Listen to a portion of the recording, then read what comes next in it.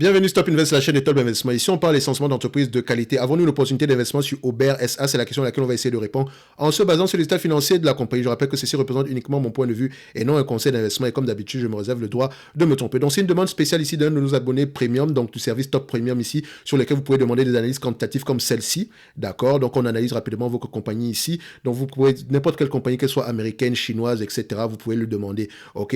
Donc, également, vous recevez chaque mois ici deux notes d'analyse ici sur des entreprises qui, moi, me semble sous-évalué. Je parle bien de notes d'analyse, je ne parle pas juste de vidéos quantitatives comme celle qu'on va faire présentement ici, ainsi que des notes de suivi, c'est-à-dire que si la thèse de départ a changé, on va également vous donner l'information. Donc, je dis ici que je ne promets aucun rendement, c'est également un débat. Donc, c'est-à-dire que si je propose mes arguments ici, on en discute comme dans le Discord présentement avec les deux entreprises qu'on a tantôt eu à proposer. OK? Donc, c'est également un moyen pour vous de soutenir la chaîne, hormis le fait de recevoir ici des analyses sectorielles qui sont, elles, gratuites, également pour le service Top Newsletter qui est dans la description de la vidéo. N'oubliez pas que vous avez également accès au Discord sur ces deux services et ces deux Discords qui sont totalement différents. OK? Donc, on continue ici. Donc, c'est une demande spéciale. Donc, c'est une compagnie ici qui exerce ici dans le secteur ici des matériaux de construction, notamment ici tout ce qui concerne le revêtement du sol, etc. Donc, on sait déjà que c'est un secteur qui est très lié à la construction et à la rénovation. Donc, la période actuelle, par exemple, ici, va peut-être avoir un impact sur ce business-ci. Il faut également le voir. Donc, en termes de revenus ici, on voit déjà que les revenus ont été impactés sans doute ici par le Covid, mais ils ont tendance ici à remonter. OK? Donc, on a à peu près des revenus de 35 millions ici. Donc, ça ne sert à rien que j'aille voir les revenus estimés par les analystes ici, parce que c'est une petite compagnie. Rappelez-vous, elle a une capitalisation ici, c'est une small cap. Je ferais même d'ici une nano cap parce que voilà, c'est trop petit. OK? Donc, il n'y a pas beaucoup d'analystes qui suivent ce dossier-ci. C'est un avantage comme un inconvénient. D'accord? Donc, ici, en termes de grosse margin, est-ce qu'on a une grosse margin qui est à peu près stable en date d'aujourd'hui? Donc, la marge brute, nous avons une marge brute qui se maintient peut-être aux alentours de 30% ici. Ça va, c'est correct. OK? Est-ce qu'en termes de marge EBITDA ici, nous avons quelque chose qui est assez stable également ici? Nous avons une marge EBITDA ici aux alentours de, voilà. D'habitude, cette marge EBITDA aux alentours de 8% par là, mais la pandémie étant passée par là, etc., là, on essaie de remonter la pente. Donc, c'est correct, OK? Donc, en termes de revenus, ici, on va se dire ceci. Dans un environnement, il faut normaliser les résultats ici parce qu'on sait que la période actuelle n'est juste pas normale, OK? Donc, on va se dire ici qu'en moyenne, c'est une entreprise qui rapporte à peu près 37 millions, OK? Si on prend les 10 dernières années, ici, on est aux alentours de, voilà, on peut l'arrondir à, c'est 37,70 ici, on peut l'arrondir ici, enfin, on peut l'arrondir ici à 38 millions, d'accord? En termes de revenus. Donc, on peut mettre ici 38 millions, OK? Donc, en supplément de ça, quel est le free cash flow moyen dans ce business-ci? Vu que c'est une compagnie européenne, moi je prends directement les net income, d'accord? Donc les net income, je les compare avec les free cash flow, histoire de voir si on parle le même langage. Donc quand je prends les net income ici, d'accord, je les mets sur le même graphique. Qu'est-ce que j'obtiens? Je vois ici que les free cash flow, les net income ont tendance à être plus élevés que les free cash flow. Mais sur les dernières années également, ici, je vois que voilà, les free cash flow sont un peu en difficulté depuis la pandémie. Donc, ça veut dire que si on n'a pas de free cash flow ici, on consomme de la dette ou on consomme ici on émet de nouvelles actions pour pouvoir s'auto-financer. Il faut faire attention ici. Donc, on regarde également ça ici. Vous voyez que voilà, le niveau d'endettement ici, il n'a pas trop changé. Il a même diminué, mais sur les dernières années ici, il augmente un tout petit peu. On a à peu près 7 millions ici. Attention, la dette nette ici, on a une dette nette de 7 millions.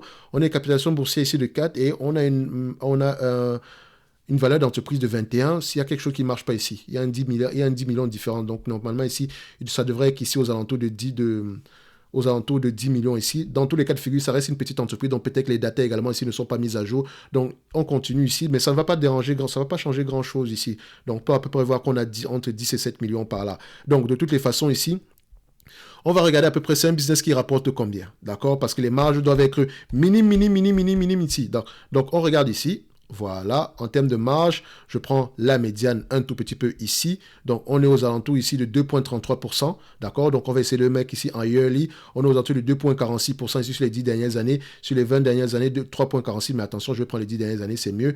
Donc, on est à peu près à 2,46%. Sur les 5 dernières années, on est à 2,44%. Donc, je pourrais mettre ici 2,45% pour faire simple. Donc, 2,45. La dette nette ici, techniquement, je vois qu'on a une dette nette de 7 millions. On parle bien de 7 millions. 7 millions. Donc, on va mettre 7 millions ici. Attention. Donc, dette nette, 7 millions. OK. Maintenant, est-ce que le nombre d'actions ici, qu'est-ce qu'on a comme nombre d'actions? Alors, le nombre d'actions en date d'aujourd'hui, nous avons à peu près 1,41 million, donc 1,41. Alors, 1,41 41. Ensuite, qu'est-ce que nous avons? Le PER ici, je ne pense pas payer plus que 15 fois les bénéfices pour cette compagnie ici. Et en plus, ça reste une small cap, donc les PER sont tendance à être très peu élevés.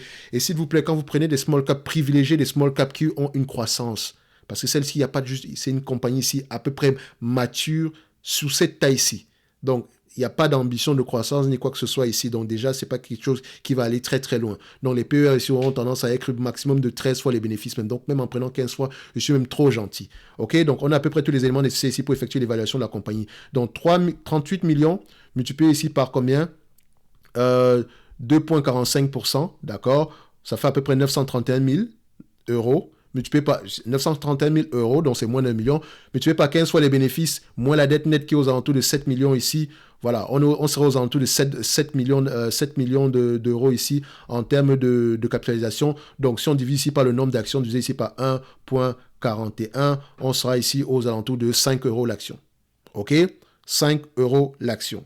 Également, si je prends cette compagnie ici, vu qu'elle reverse à peu près, voilà, si on la prend ici à 10 fois les bénéfices, parce que la dette nette impacte relativement négativement cette compagnie ici, on sera aux alentours de 9 millions d'euros, 931 millions d'euros, d'accord, parce que quand on fait 931 000 multiplié par 10, divisé ici par le nombre d'actions ici, à peu près, on a à peu près 1 million 41, donc 1 million 41 ici, donc si on fait ici 9,31, divisé ici par 1,41, ça nous donne ici au total 6,60 euros.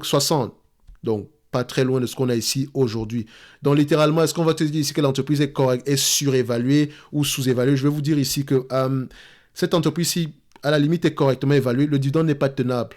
Il faut qu'il coupe ce dividende-là. Donc, si c'est le dividende qui vous a plu sur cette compagnie-ci, franchement, passez à autre chose. Je ne pense pas que c'est pas une compagnie qui mérite d'être dans un portefeuille qualitatif. D'accord? Il y a trop d'instabilité. Enfin, techniquement, les marges sont minimes. Il n'y a pas de croissance. Je ne pense pas qu'on ait même un avantage concurrentiel énorme ici. Voilà. Le dividende actuel, est-ce qu'il est réellement de 7%?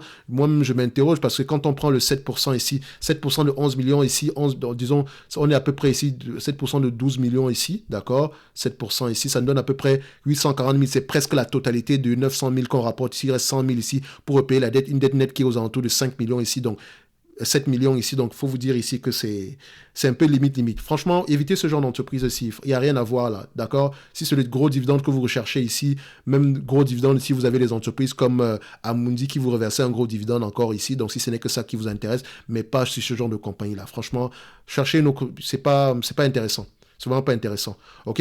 Donc ceci n'est que mon avis et non un conseil d'investement. D'accord? Pour ceux qui veulent aller plus loin, le service Top Premium et la Top Newsletter est dans la description de la vidéo et on se donne rendez-vous sur la prochaine vidéo. Merci.